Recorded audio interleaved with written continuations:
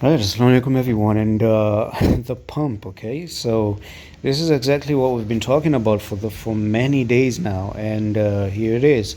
Break above. I told you. Okay, I told you this stop loss is going to be taken away. I always was against that stop loss, but unfortunately, after taking the stop, you can already see that you pretty much came to the very same technical target.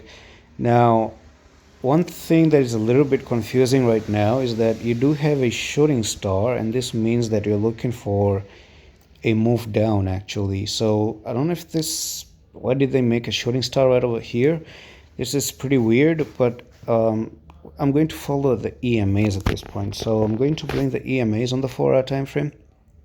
And yes, so we may see a very small push down, and I'm going to tell you where exactly. So on this trend line, I think it's gonna be somewhere here. Okay, so you're looking for this push down. If I remove the EMAs, you can see that there's a pattern going on. So one touch, two, three, a break above, a shooting star, a retracement down here would make a lot of sense.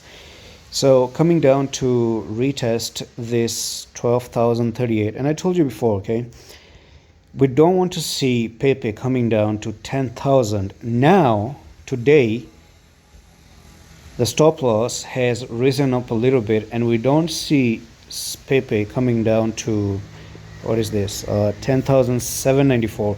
Now, previously it was 10,250. Now it's 10,840 something. And if you do come down like this and take this out, that's going to be a negative statement. You're looking for taking this out as well.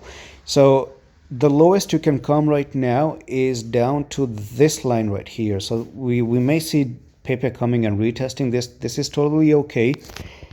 And that is also the place where you have the 10 EMA on the 4-hour time frame. So you're looking for move up, come down, touch the 10, or probably even the 20, even maybe the 55 with the wick down here, and then continue to the upside. And that's still normal. That's still okay.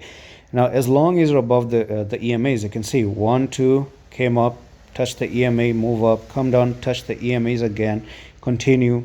But you may actually say that there is a squeeze happening. So if we do drag the 55 EMA, so let's take one blue line here, and let's take this line and try to extend it even more. So if the 55 is looking to crawl up like this, and the prices come down like this, then the EMAs and this upper resistance, they will meet one another until probably 19th of November. Okay, so maximum time 19th of November.